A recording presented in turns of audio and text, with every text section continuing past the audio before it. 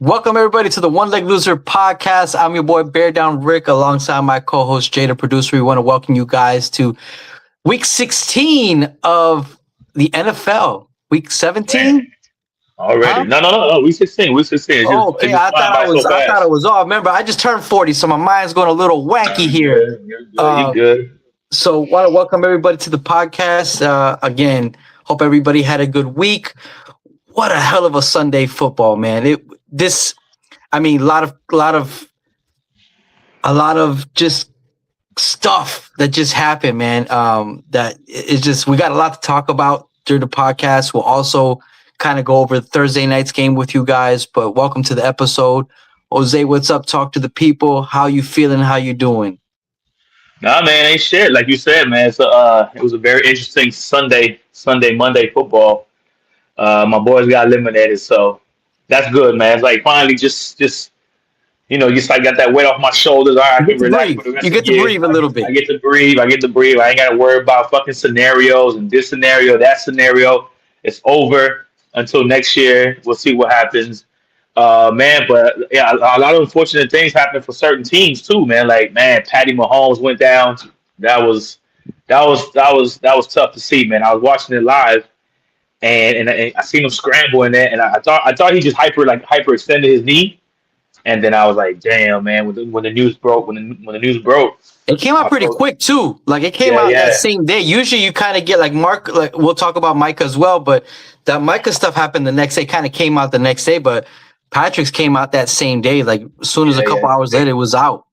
yeah. They were quick. They were quick with it. I mean, I think he had surgery the next day. Like that boy ain't Yeah, he went to playing. Dallas. He went out to Yeah, Dallas to get surgery. yeah, he ain't playing. So I'm pretty sure he's already started. He's that type of dude, though, man. He's that type of quarterback. He's that type of player that just, all right, it's done. Let's get it. Let's start the rehab. Because, bro, it happened. It almost happened. What happened December? So usually it takes about a year to recover. But if you get in there quick, and I'm pretty sure he's gonna do 2 days or a bunch of rehab, throughout the week. So to get ready for the start of next season. Listen, I wouldn't put it past him, man. He seems like that type of player, like that type of warrior right there. So I wouldn't put it past him to start the next season Yeah. on time. On time. Yeah. Yeah, we'll definitely Yeah, talk about more about that for sure, 100%.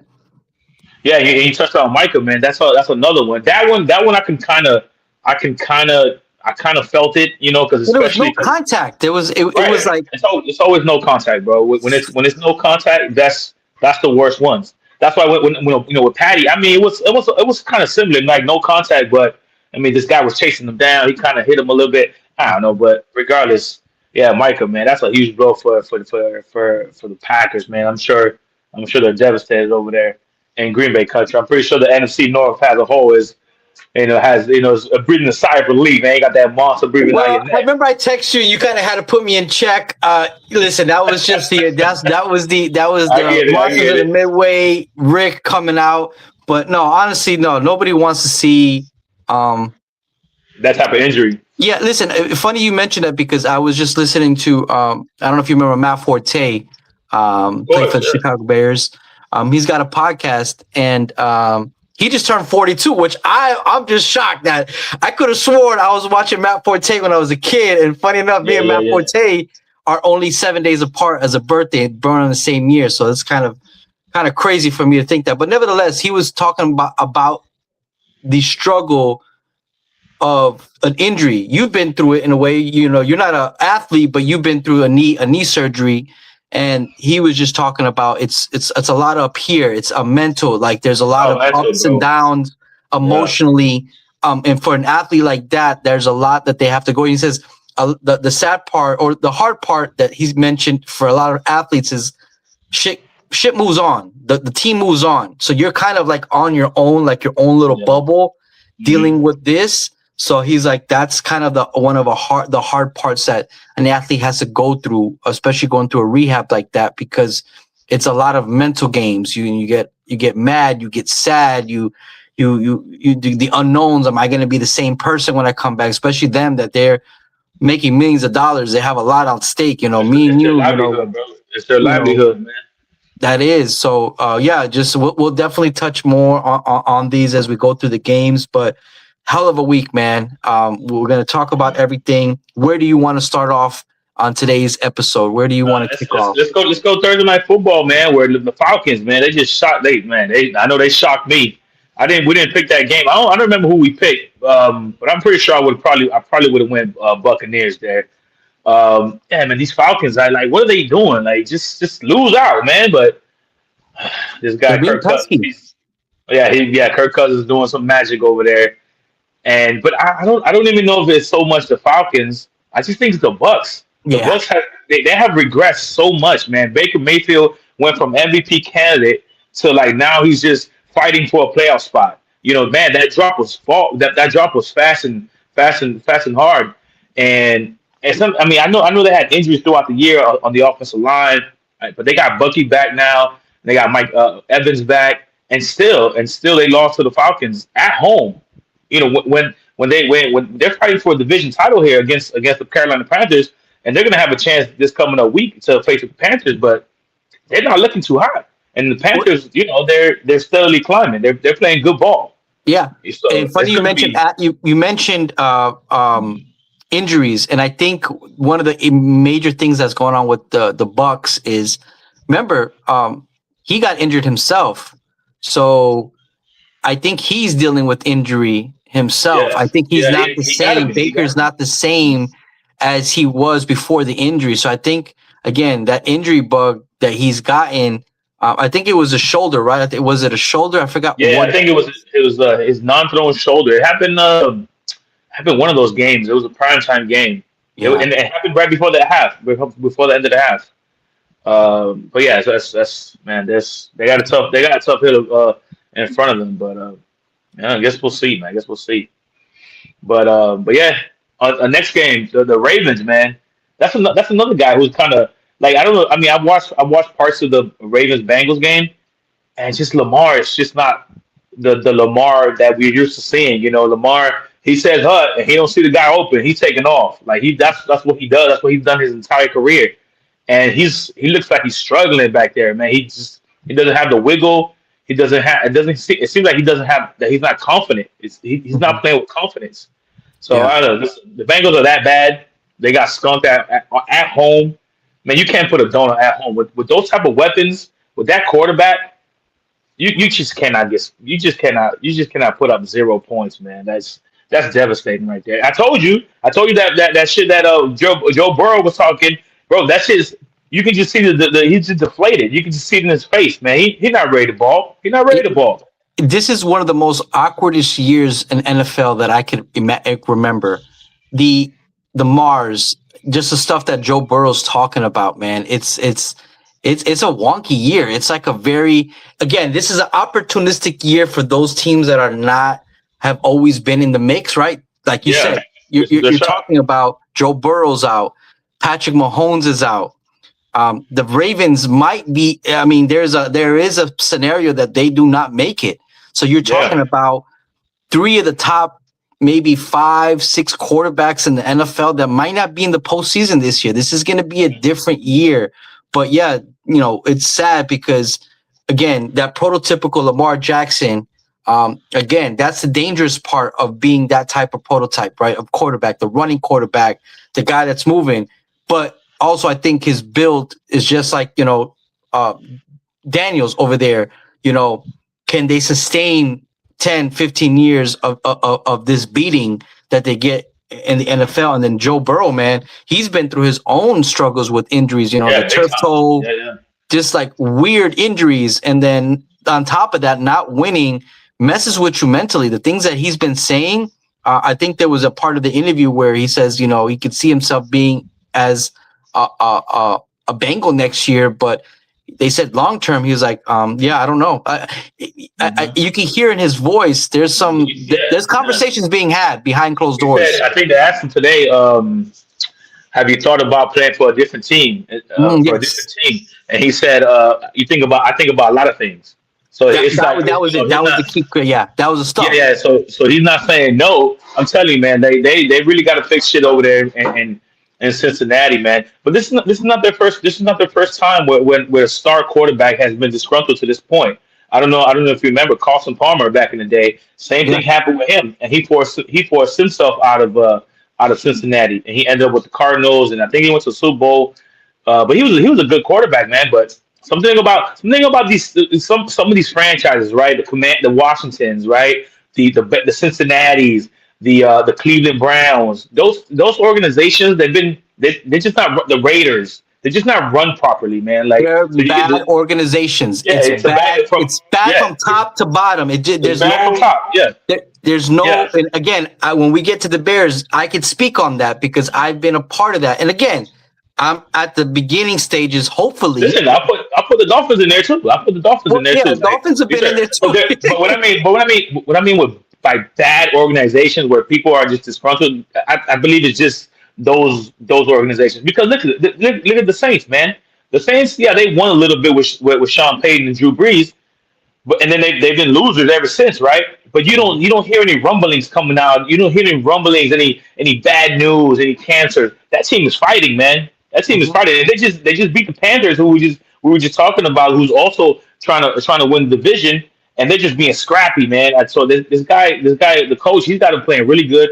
But again, that doesn't fall. Yeah, they're a bad team, but they're not a bad organization. You see what I'm saying? Okay. You know the difference. The difference, like I said, the Raiders, the Clevelands, where you just everyone in the media is questioning, what are you doing? Like, what is your vision here? Like, you're just Yeah. signing players and you're getting rid of players. There's no vision, you know. So those organizations fall in that category. Some organizations are just losers. You know, we're just losers, but we also sort of fall into that category. Not all the way though, in my opinion. The Jets, man, the Jets. That's Oh, another. I was going to That's mention the Jets. I man. was. Oh my God, that's such a poor. That's probably one of the worst run organizations in the NFL. That is bad news over there. Bad news. Bad news. If I could add on to that, so some of the things that came out, speaking of bad organizations, right? Stuff that came out of Chicago, what came out of Lake Forest before Kevin Warren took over, which is our CEO now, and then Ben Johnson and Ryan Poles before they came over, there were just a lot of things that were being done from the ownership where it wasn't first class NFL. Like bringing a candidate for your head coaching job on a freaking Spirit Airlines. I don't want to say exactly Spirit, but coming on a commercial plane, not having first class stuff. So, those are kind of things that I heard out of Lake Forest, of what we've heard out of Lake Forest, of, them not wanting to spend in certain areas or do certain things. And I think this is or having football people run the freaking show. That's the problem. They don't have real football people running these shows. So again, that's my little take at least from my experience of what I've been through with my organization. But again, every organization has its own problems. But yeah, like I've heard shit out the Bengals that like they're cheap as hell. Like they don't there's nothing for them to like. Why do people want to come play here? Like why do they want to come to the Bengals? You know what I'm saying? Mhm. No, yeah, I'm pretty sure they rank low. I don't know if you've seen the list where there's the players vote on the organization itself, and as far as amenities and food and locker room, all etc. Right? I think we're in the top 5, but who gives a shit, right? I mean, we're in the top 5. Listen, one thing about Stephen Ross, man, he spends a lot of money, bro. He spends a lot of money. He has Hard Rock Stadium looking like a freaking palace around the stadium itself. It's so many things in there compared to back in the day. Back in the day, it was just a stadium and a shit ton of parking. Now it's Joe Robbie back in the day. Yeah, now it's barely any parking, but you got to take a shuttle to get there. Like he has a racetrack, bro. He has everything. So he spends money. So we usually rank in the top toward the top on those lists. And the Bengals, they're towards the bottom, man. The Bengals, the Browns, all the same ones I just named. They're just poorly run, man. And I feel like those owners are either they don't care about winning and it's just all about the money for him, or he's just bad. They're just bad at what they do. I don't know what it is. I don't know what it is. Look at the guy from the Raiders. He inherited that team. Al Davis died and went to his son. The son has no idea what he's doing. They're not football people. That's the point. They're exactly. Not football guys. They don't know. They run it as a business, but they're not football people, so they don't understand. I was listening to to Da, my defensive coordinator today when he was talking in his press conference, and I'm finally seeing like where it's like, damn, this is what real coaching looks like. This is what shit looks like. Where he says, hey, you know, Ben Johnson gave me the, not that he gave him the defense, but, they asked him that question. He's like, he's allowed me to open my vision, right? To see what I need to do, what I need to bring in. And it's Ryan Poles' job to bring in those prototypes for me to be able to make this magic happen. And it's just refreshing to hear something like that again, through many years of hearing bad things. But yeah, just not football people running the organizations, or they're not allowing football people to do their job. Mm-hmm. No, that's exactly the reason why we're a losing team right now. He's Stephen Ross. You hit it right. You hit it perfectly. He's a guru. He's made billions of dollars in the real estate industry. The guys, when it comes to that and it comes to running businesses, he's a genius. But when it comes to running football, he has no idea. He has no clue. He hires the wrong people. And yeah, there's a great experience in the stadium when we're winning. It's all fun and dandy, but it's not truly built on football. That a few years ago when we were doing good, it was like almost a facade, man. It was just like one of those flash in the pans where we just hit lightning in the bottle, because look at it, we couldn't sustain it. We couldn't sustain it. That's not how you build a football team. You just don't throw money at people and expect them to and expect a winning, to be winning teams for a long time. Longevity. You got to really truly build in the trenches from the draft, just like that. You don't just get free agent A, free agent B. Come on, everybody, come on. That's not how you build it, bro. That's not how you build it. That's not longevity. Yeah, that's not longevity. You need a nucleus there. But anyways, man. So moving on these games, the Raiders, they just suck, man. 31-0 by the Eagles. Whatever. There's nothing there. Listen, the Texans 40-20 on the Cardinals. I think the Texans could be kind of sneaky. I think that their defense will keep them in a lot of games, especially in the playoffs here. I don't think they have enough to get over the hump. I don't think they have enough to beat the Bills, the Patriots, the Broncos. I don't think they have enough to beat those teams. The defense is nice, don't get me wrong, but I don't think they have enough. So yeah, no, definitely. I mean, it's uphill battle. Again, anybody could win any given Sunday, right? As we've seen over the last couple of weeks.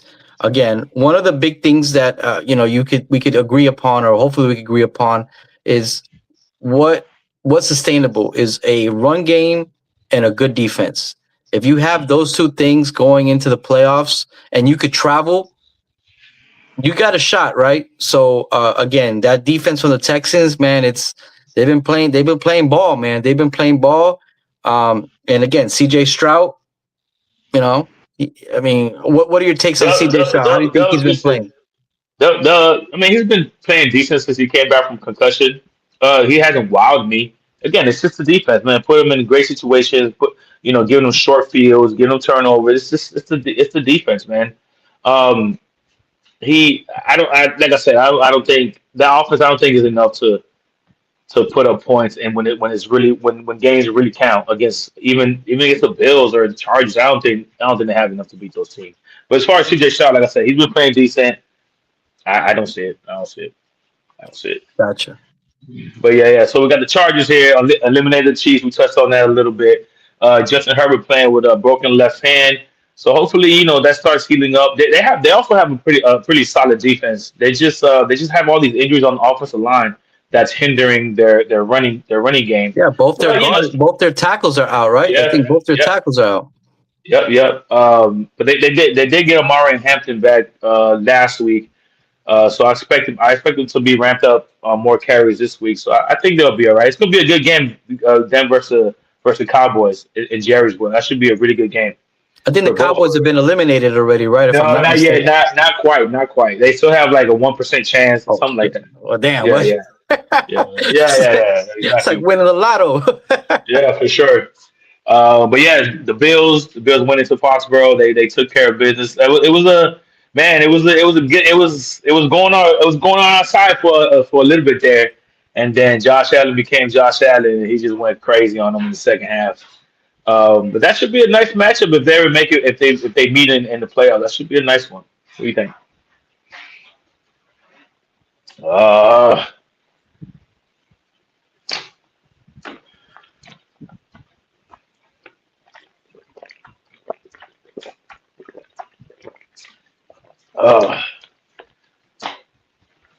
Looks like we lost Rick again, guys.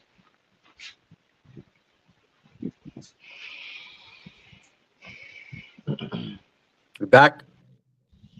Yeah, are you back? I'm back. I don't know what happened. Can you hear me? Yeah, I can hear you. All right, let's keep rolling. I don't know what the hell. It's not my call. It is. I don't know what's going on, but so yeah. Yeah, now we're just talking about the Patriots game. That's all. Okay. Yeah. Listen, the Patriots game. That was a hell of a game, man. That game. I don't know if you watched it or caught a glimpse of it, but that was a hell of a game, man. That game was down to the wire. That was one leg loser that we had. It was my call. I thought the Patriots were going to take it, man. And listen, man, they had a pretty comfortable lead going into the half, and then I think this guy scored 4 at the end of the game. Yeah. What I tell you, bro, I won't. If it's not Josh Allen and Drake May, I'm going Drake May. I mean Josh Allen all day, bro. Like he's MVP for a reason, you know what I'm saying? But it is what it is. Yeah. Yeah. All right, we're moving on here. The Jets went to the Jaguars. Listen, Trevor Lawrence, man, Mr. Goldilocks. I've been talking shit about him for the past maybe the entire season. But for the past few years, weeks, man, season, you've been talking shit. Yeah, I don't like that guy. Man. But listen, I talk shit, but I'm gonna give him props when they do because, man, the last few games he's been going crazy. He's been balling. They put a 48 on the Jets. I know the Jets, but still, hey, he's running, he's rushing the ball. You play who you can play. He's throwing it. Yeah, that's facts. He's making great decisions. I believe last week he had 4 or 5 total touchdowns.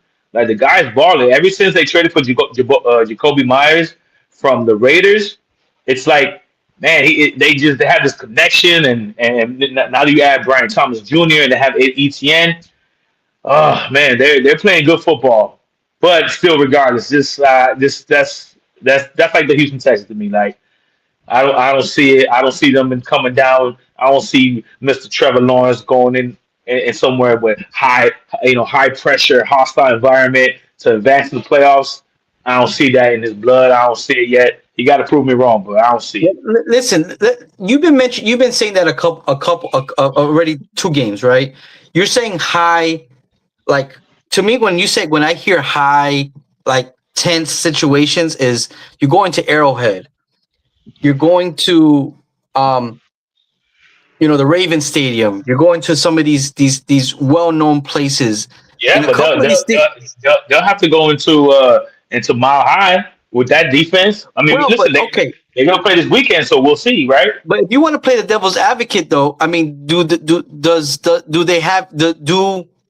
Broncos have the experience in that scenario? Does Bo Nix, as a rookie, as a second year quarterback, do they have that experience to kick it into the second gear? That's what I think this year's. You know who got it though? I mean, you could say the coach has it, right? But the coach doesn't go out there and play though. The coach calls the play. Right. But when these lights turn on and you're talking about playoffs, again, that just sounded very familiar. But you're talking playoffs.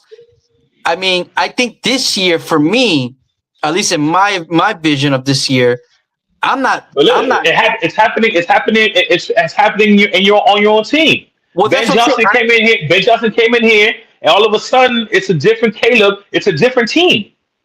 Just by 1 year of Ben Johnson. Now imagine Ben Johnson, right?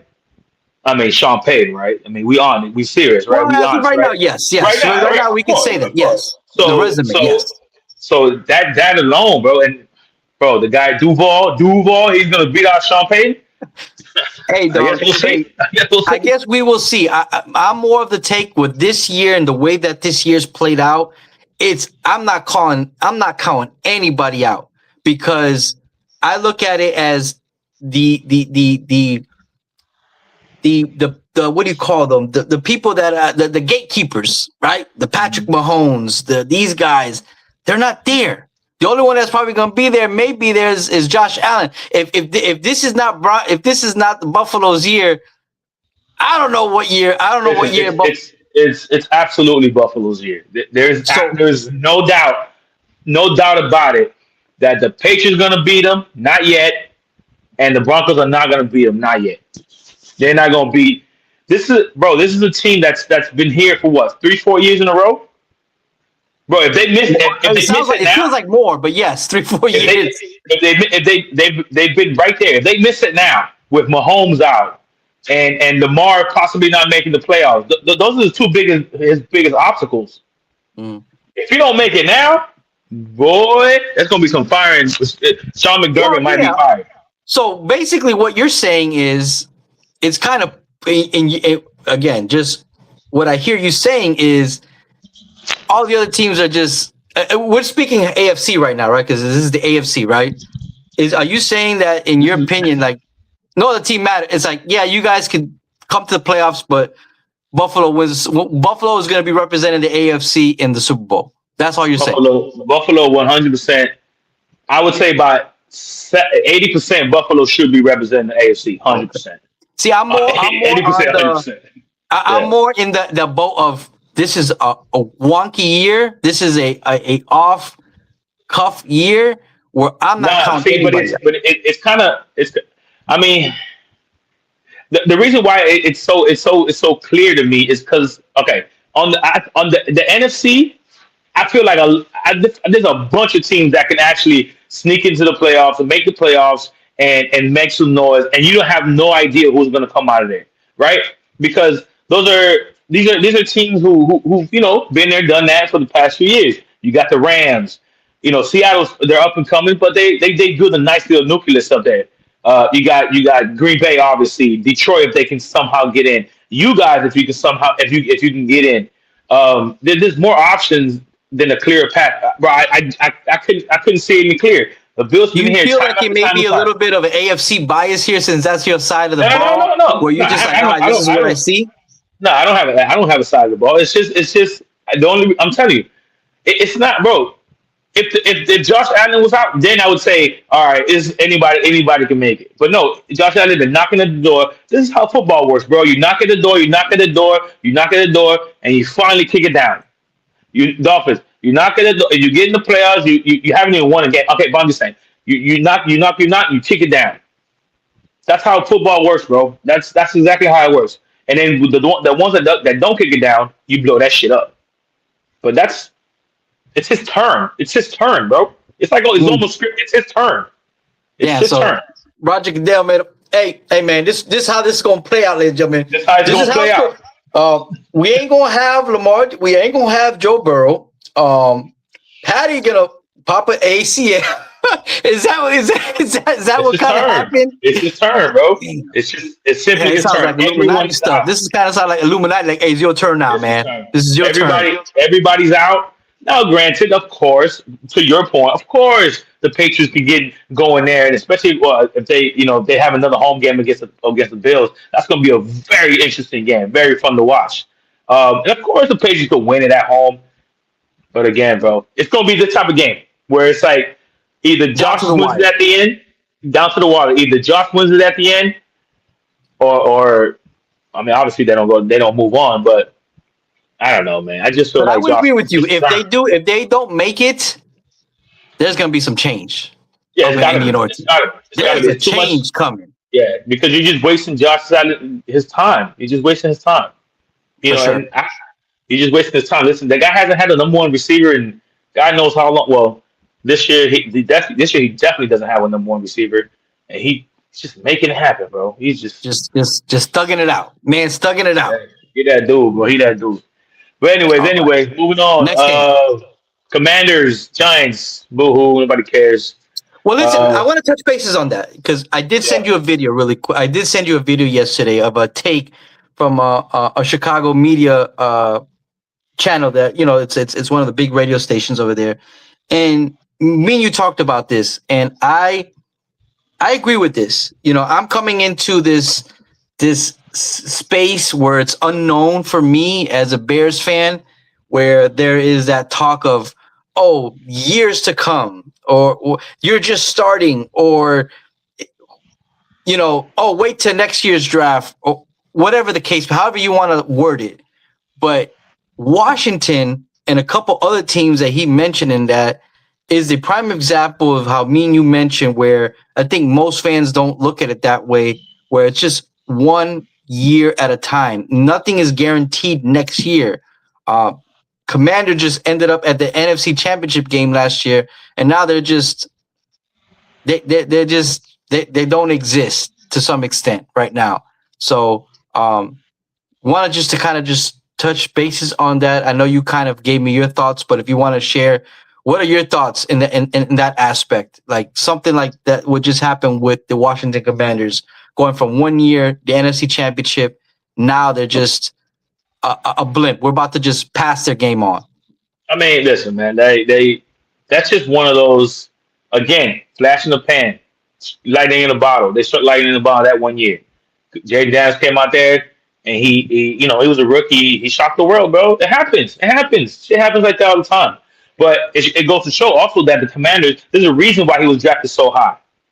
Why? Because they were a bad team. Mm. And just because he balled out, no one could figure him out, doesn't make him a good team. They're still a bad team. They didn't change anything, but Jaden Daniels had an amazing year, and now unfortunately he's been injured, so we can't see how he would have been this year. But in the beginning of the year, he started off a little rocky. No one expected that from Jaden Daniels after comes off of such a great year and a great run. But ultimately, this is not a bad team. I mean, this is not a good team. Ultimately, they have 45-year-old Deebo Samuel, and they also have injuries. And then Terry McLaurin was injured for half of the year, more than half of the year. They have no good running backs. The offensive line is decent, but not great. And the defense is who's on that defense that you would say, oh, I guess that's a great player. No one. Chase Young, maybe, that was drafted number 1 overall years ago. Overall, they're not a good team. So what you're saying is they just paid a bunch of old people to come play, and it's just like a flash in the pan that just hit. That's it. And they thought, and then that works. I mean, that could have worked. But nothing went their way. Terry McLaurin starts off with the contract issues, and then ultimately he gets injured. Jaden McDaniels in and out in the entire year. Missing games here, missing games there, and the defense just is old. If everybody would stay healthy, maybe we were talking about a different Commander team, maybe. Because they thought they were like that close. When you start signing veterans and older dudes, Von Millers of the world. When you start signing Laremy Tunsil, when you start signing those guys, you truly believe that inside the organization that you're those, like the captains, the leaders away. That's a little missing piece. That's just that's like the icing on the cake for you to get to that space. Right. Like we're so close. We just need those leaders, man. Those guys. And no, it didn't work out because of injuries. I feel like it's because of injuries. Listen, we'll see next year. It's going to be interesting. NFC East, man. Yeah, well, offseason, yeah, but the NFC East is going to be pretty interesting if Jaden Daniels come back and he plays similar to what he played in year 1. It's going to be a good team. I told you for a few weeks now. I believe the Giants are going to be a really good team next year. And Dallas, Dallas still got that offense. You just got to improve on defense a little bit more. And the Eagles they're a little bit question mark right now, but I think they're still the Eagles. They still got that aura about them. So it's going to be a tough division next year. I think it'll be one of those divisions. Well, there you have it, folks. That's an amazing take there. What's the next game? But yeah, actually, Bears. I was going to touch on what I said earlier. So now, right? You said, oh, why can't I don't know what you said, but it kind of triggered something where. Listen, of course, not triggered, but like you just like hit an idea. Like, of course, you guys, you have a chance to make the Super Bowl, but realistically, I don't think so, right? So it goes from a team like that, right? From a team where, damn, Ben Johnson, year 1, playoffs, potential playoffs, maybe I would be so happy if I was you, if I see my team balling and we make the playoffs and we win the game. Oh shit. That is success, 1,000%. Year 2, same thing. Maybe you improved, right? Maybe you do the same thing. You win one playoff game, but then you get knocked out. Whatever, shit happens, right? Year 3, year 4, these are your contending years. These are your Super Bowl years. This is where you already knock, boom, boom, boom. How you knocking the door, knocking. and then you knock it down. In the next 4 years, you guys, there should be a Super Bowl run. If there's not, depending on how things are going, changes might come. You guys are starting. You're on the track. You're on the track now. I just fell off the track. You guys are on the track. Now, are you going to stay on the track? Time will tell. But this is where it starts. This is the Buffalo Bills where it started with Josh Allen. He started going crazy. Boom, boom, boom. Now he's on. This is his year. If he don't do it now, off the track we go again. And then the next team. You know what I'm saying? That's how I see that whole. Why I think it's Josh Allen's year. That's my whole train of thought behind that. Got you. Do you hear me? Yeah, I got you. Yeah. Okay, cool. So yeah. I totally agree with your take in the sense of, I've already, again, as a Bears fan, we're talking. Did we come to the Bears Browns game? Is that where we're at right now? Yeah. All right. So let me step back and just talk about this game really quick. So, what I'm really proud of is the fact that, the Browns are the Browns, right? We could talk about Shedeur Sanders, but what I want to focus on is primarily that defensive line of the Browns. I mean, the Browns are a top 2 defense, and I'm super happy the way that we played that game. I think arguably Caleb has played one of his best games, if not his best game, in the way that he managed the offense and how the flow went and how we just, kind of, even though Myles Garrett did get a 1.5 sack, he could have gotten the sack record, but how we contained it and how physical that offensive line was during that game. But to your point, yes, I think this season for me has already been a success. I mean, we won 10 games. Nobody from the beginning would have kind of predicted that. Everybody was just like, yeah, I can totally agree with that. It's already a dub. Getting in the playoffs is it's a dub. Yeah, it's a dub. But I'm gonna ride this train as far as it could go because, as you should, just on the fact that I don't know. Yes, next year should be, like you said, how you laid it out, another playoff run, contending. Which again, everything that I see from my eyes at this particular moment tells me that, from the coach and from the quarterback and from the team and the organization and how things are flowing. But I don't know. So what I want to do is I want to enjoy this moment and say, hey, why not me? Why not me this year? Why can't I, on any given Sunday, win the game? Am I going to do it? Probably not. But guess what? If I keep winning and every game it stacks up because it's just one Sunday at a time, I might see myself there. And I don't know. So I'm just going to take this one game at a time. I'm focused on Green Bay. It's happening Saturday, prime time, 8:00 at night. And we'll see where it goes. But I definitely am excited. I'm excited for Caleb's growth because at the end of the day, I think if you look at Buffalo, what is the X factor there? It's the quarterback. Josh Allen is the X factor. And as long as in the next 2-3 years, I can say that regardless of what happens, Caleb Williams is the X factor. That's what matters to me. Everything else around him could happen, but I just need to know. I want to continue to see that he's becoming the X factor. And then again, the beauty of what I feel is going on, at least in my organization, is that if the head coach is for real, which I believe he is, he ain't going nowhere. It's not like your offensive coordinator where he's going to go somewhere else and you just got to figure something else out. No, like the Eagles. Eagles have had 4 offensive coordinators the last 4 years. I don't have that problem. And so I'm excited for that. And just hell of a coaching staff. They only have that problem because of their winners. They're winners. You will have that problem if you become a winner.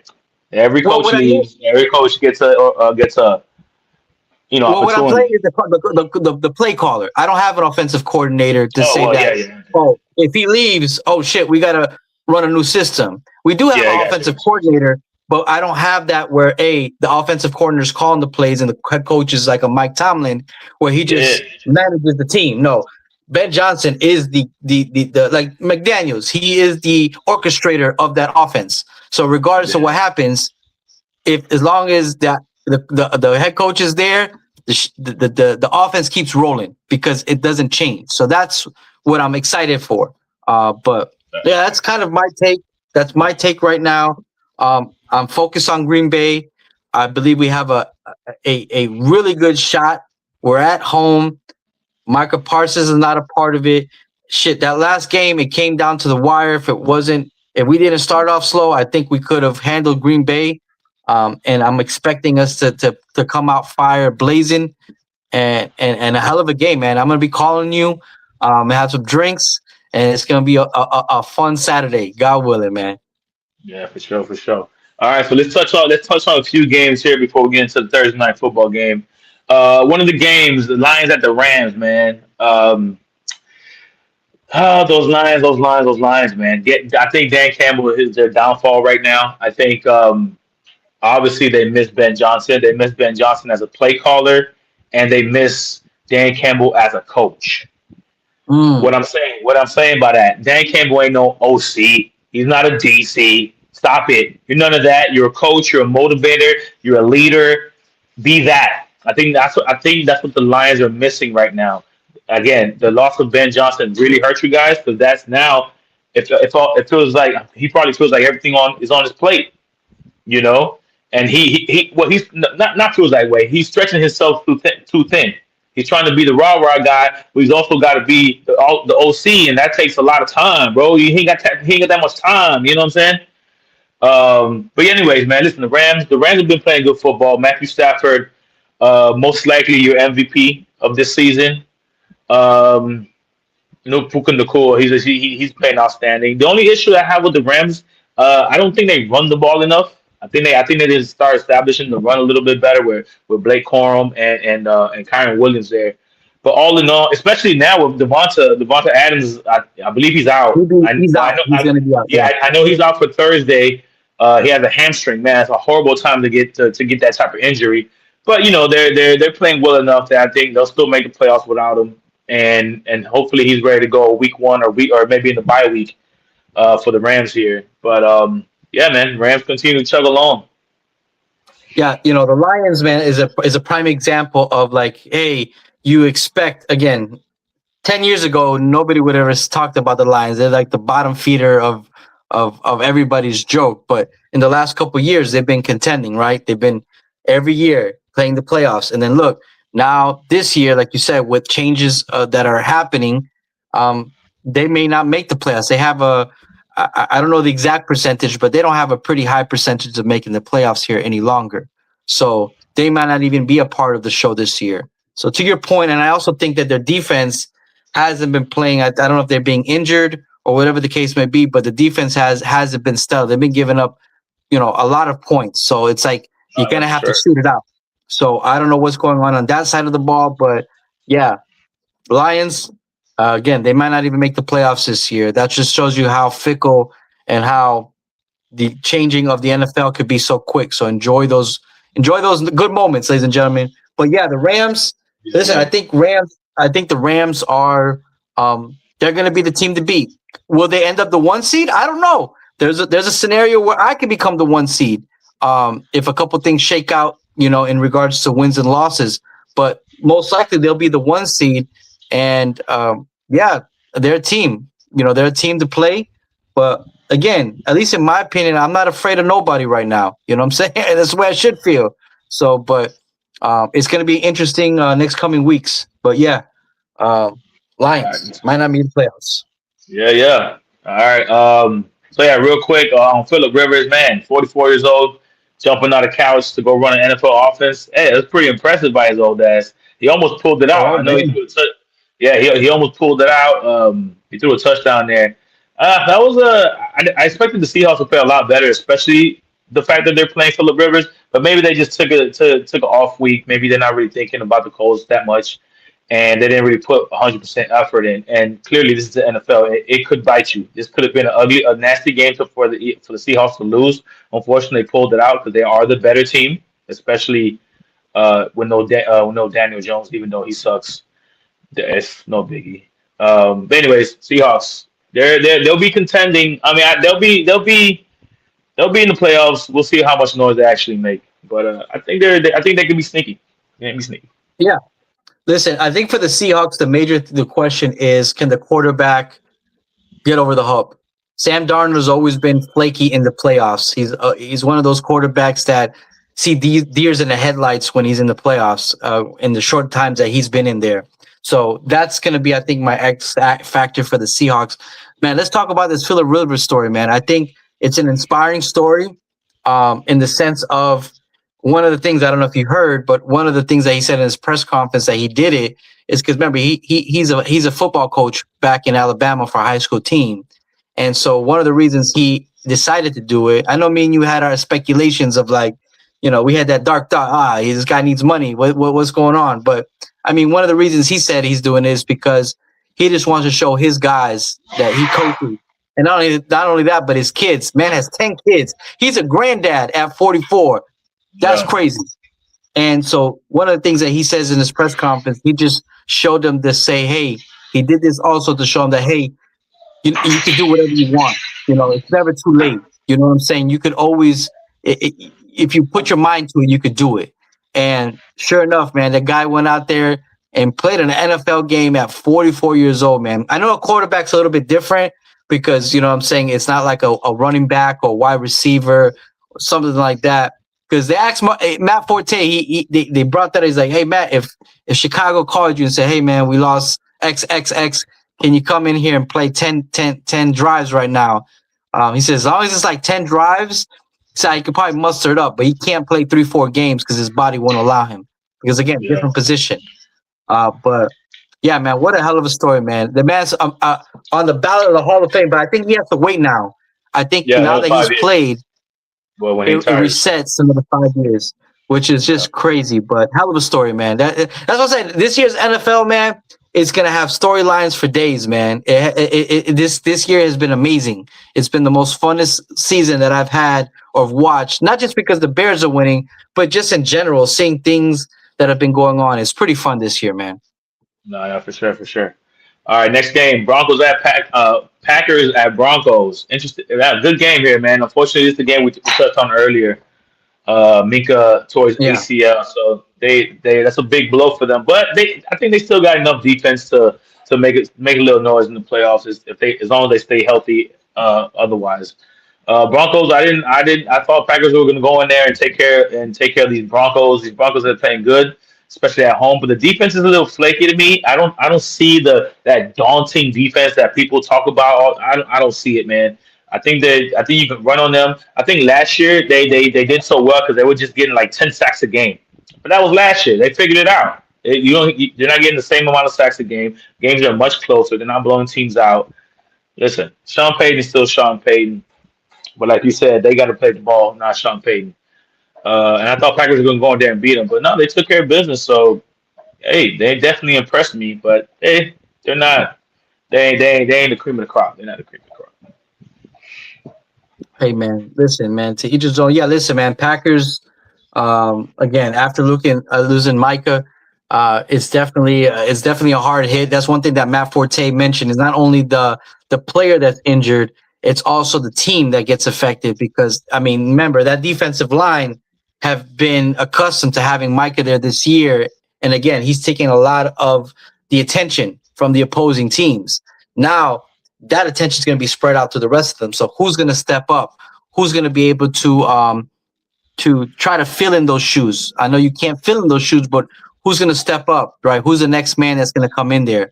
One of the weak sides that the Packers have is that they struggle, especially without Micah, to stop the run.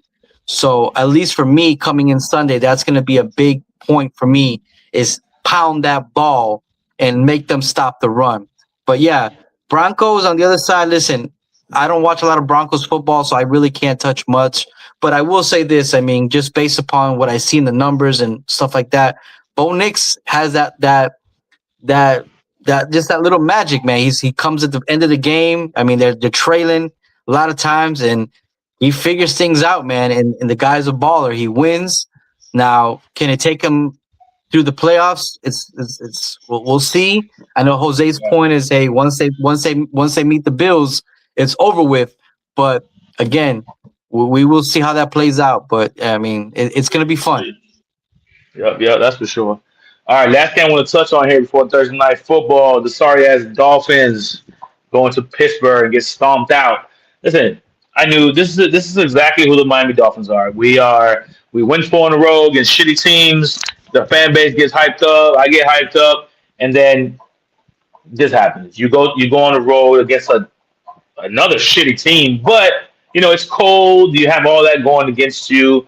I think it's mind games at this point, man. I know none of them have confidence. McDaniel calls shitty game, and we get blown out. And I knew exactly. I've read this book before. I don't even read that much. I've seen this story.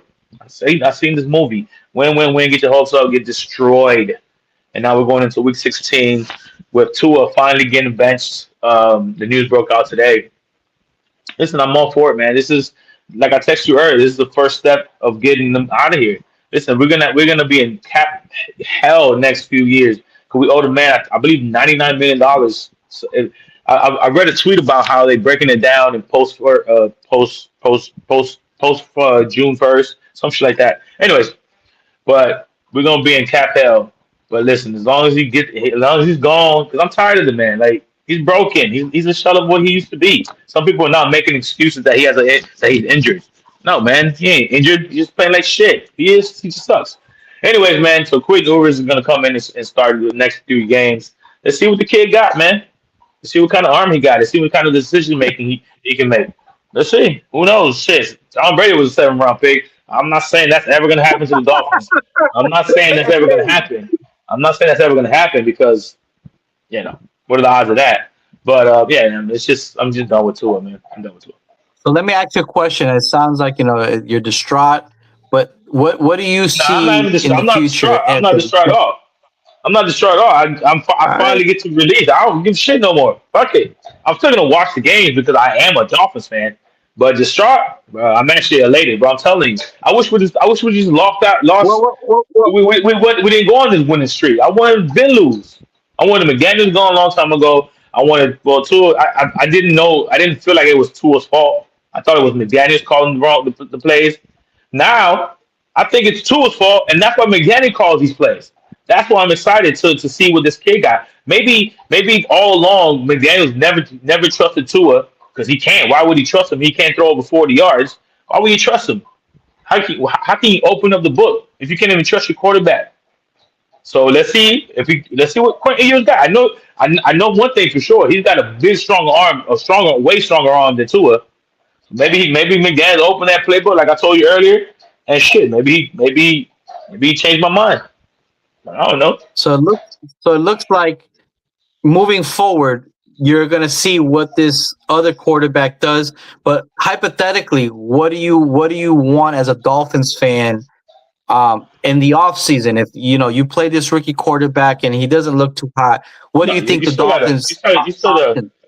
You still gotta put yourself in a position to draft another quarterback. I mean, you have to find a way to get rid of Tua, and then you got to get a veteran, and you have to draft a quarterback. The quarterback got to be ready by year 2, or we can have a Jackson Dart situation where you sign a veteran like Russell, and then the rookie's just waiting in the wings, and he gets a shot, and then from there, who knows what happens? But that has to be the plan. What the fuck is also going to be the plan? Ain't no other plan. Get a quarterback. That's it. Okay. No other plan. Get a quarterback. Listen, we got the right tackle. I mean, we got the left tackle for years to come. That Patrick Paul, he's gonna be a beast left tackle. I already see it, bro. I've seen shitty left tackles in my lifetime. I've seen them all. Patrick Paul, that boy gonna be nice. He's gonna be my anchor. I got my top dog in the back. I got Von Achane, top 3 running back in the league. At that point, it's just preference. You got a number 2 over there. He ain't no number 1. He's a straight number 2. He can say all the shit he wants. He's a number 2, possibly a tight end. But these are just like these are other positions like I would like also drafted. I mean, the 3rd and 4th and the 5th. Wide receiver, tight end. But it's got to be the plan is quarterback, bro. There is no other option, bro. And if they keep Tua, you better draft best player available at every single position, and then Tua's got to be out of here by after next year because the cap hit is going to be insane. That's the only reason they're going to keep him, bro. No one's going to take on that contract. No. Yeah. So do you think if they keep him, does he start again? And they just kind of just if you keep Tua, he definitely starts. He starts. Of course, he starts, and he starts until he fucks it up. But he's got to start because he'll probably be. I don't know, bro. I don't fucking know, man. Hey, no, these are just conversations, right? These are. I want to hear your thoughts. So many fucking things, bro. Team, I don't even know who. I don't even know who's my GM, bro. I don't even know who's my GM. So I don't know, bro. It could be so many changes. GM comes in, yo, McDaniels, peace. Yo, Tua, grab your bags. You out of here too, bro. I could have an entirely different team next year. And I'm talking about from head to toe. I could have new DCs, new OCs, new coach. Bro, I'm excited as fuck. I'm excited to see who it is, but that's why I wanted to lose a long time ago, man. I wanted the new GM, new coach possibly come in here. Yo, you got a top 5 pick, bro. You better make that shit work from off rip. Go get a quarterback now. You know what I'm saying? And be the fucking Titans, man. Maybe I don't know. Maybe the Titans for a few years, or maybe you strike gold. Like you get yourself a Drake May. I don't know. That dude came out of nowhere, in a way. But anyways, man, that's the Dolphins. Moving on. There you have it. Listen, man, it's the answer of the day is who knows what the hell the Dolphins are gonna do. Hey, that's the excitement of like what's gonna happen. Yeah, that's facts. All right, Thursday night football. Probably what you all been waiting for. All this rambling we've been doing. But anyways, listen, on the injury front, both teams are really, really, really healthy. Except for Mr. Devontae Adams, that's pretty bad. That's tough for them. It's a big, big blow for them. But besides that, everybody looks pretty healthy. Both teams. Interesting game, good game. It might even be a great game. They're fighting for playoff positioning. It's gonna be tough. I know the Rams beat them in the first game, but that was a game that Sam Darnold played horrendous. I think it was 4 interceptions. They couldn't move the ball. But somehow, some way, they were still in it at the very last second to I believe to kick the field goal and win. And he missed something like that. Point is, they missed even after. Even if they lost, but even after. With all that, Rams are like you said, they're probably the team to beat, man. But it's a division game on the road, short week, man. 12. They go on to 12. I think Sam Darnold redeems himself. Give me the Seahawks at home plus on the money line. Forget those 1.5 points. That play is gonna be jumping. Sam Darnold's he's got to prove himself that he can do it, and I think they'll get it done tomorrow night. I think they get it done. Listen, I'm gonna be biased here. I am rooting for the Seahawks again for positioning in the playoffs. But I also think, like you said, they're going up into Seattle, the environment, the get back that they need to get. Again, also you lose Adams on that side of the ball for Matthew Stafford, who has been one of his safety blankets in the last couple of weeks. So I'm also going to take the Seahawks here. I think the Seahawks squeak it away. As you can see, Vegas here, if the spread is 1.5, they're kind of like, we don't know either. But I'm going to give home a field advantage. Like you said, a short week. And again, Seahawks squeaked out a win against the Colts. Hopefully they redeem themselves and play better football. That defense needs to come to play because you're not playing up against a 44-year-old Phillip Rivers anymore. So they got to come out there and play their best game. But again, they're going to go play Matthew Stafford, arguably maybe the MVP of the NFL. See, for sure, but see that's the very definition of a trap game. The Colts, they're so amped up, looking forward they're looking forward to the Rams. You can fuck around and lose to a Colts with a 40-year-old quarterback. See, that's the beauty of the NFL. You got to come to play every week, no matter what. That's what it is. But that to me, they won this game. That to me showed like grit. Like if they're not having their best day, but they found a way to. They ground it out and they found a way to get it done. That to me shows big time growth in the team than a team that's just blowing everybody out. This to me is more sustainable winning games like these, you like the shit. No, I'm saying no. It's not sustainable to win games like these. It's more so this is your team is more sustainable when you can win games like these. Like Yeah, for when you're example, like just a you team, guys. when your team blowing out 43 to 10. You don't know your team when it comes to adversity. You don't know your team. No, you don't know Like who you are. you know your team. Like bro, you've seen games where you guys have been down and you Kalo found a way, right? Or you've seen games where you probably blowing somebody out and then they came back, but you still won the game. I'm pretty sure you've seen it all in your season, Oh bro. yeah, this Yeah, season's you been guys got you guys cardiac got arrest. 10 That's what they wins. call them. Right, 10 wins, but it's been like it's been pretty up and down. It's been exciting, but up and down.